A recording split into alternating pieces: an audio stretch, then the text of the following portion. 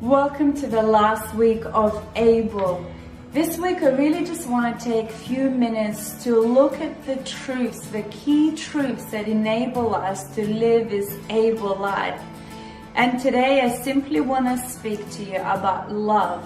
And not just simple or any love, but perfect love of God.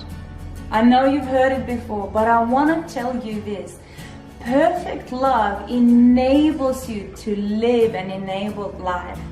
See, Jesus said, Apostle John said in 1 John 4:19 that we love because He first loved us. Do you know that you are loved not of what you do, not of the family that you come from, not because people say they love you, but because God said He loves you. Before the creation of the world, He chose you, He predestined you, and He said, you are loved. Before you even loved me, I loved you and I've chosen you. And then Jesus enables us to live this powerful and enabled life by simply resting in His love. So today I want to take a few minutes and speak about how does it look like to live knowing that you are fully loved.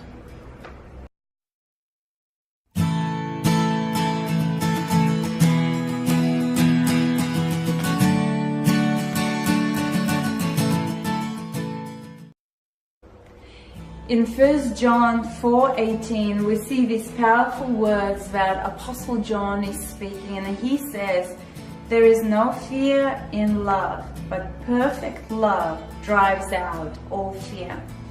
Do you know that those two words, perfect love, only occur here in the Bible? There's nowhere else that we find those two words side by side, perfect love.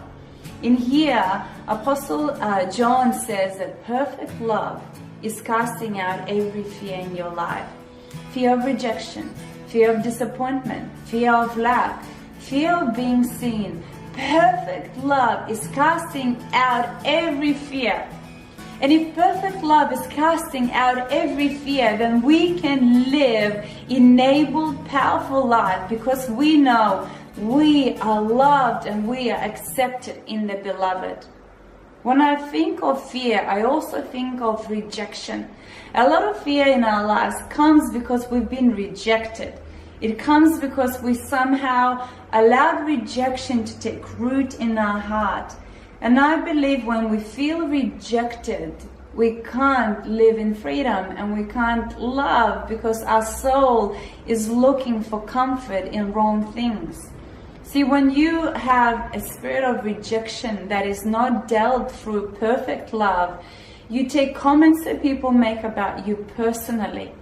And I found it in my life and in the lives of others as I observed that if we don't know that we are perfectly loved, then we will stumble around with rejection. But if we are perfectly loved, we'll be able to put on almost like this hat of empathy and go, let me look at this situation in another way. If I'm perfectly loved, then even when people reject me or people push me aside or people laughed at me, I know that it's not about me so much, but it's about them. Can I actually switch this around and see the person who's rejecting me as someone who needs to be loved? When we are perfectly loved, we can freely give love because we don't have needs to be filled ourselves. When we are perfectly loved, we are not needy. We are content. We are fulfilled and we feel secure in the hands of God and we feel enabled to deal with every rejection and every fear. So perfect love is casting out every fear. If we look at that translation, it actually says that full and complete affection throws out with a great force every fear. God loves you so much today that He wants you to find rest in His love. See, perfect love will lead us deeper and deeper into continuous encounters of God's presence. And those encounters will grow eventually into great power and authority. When we find ourselves perfectly loved, we can live a life that is so content that others will be attracted by it. Perfect love casts out every fear.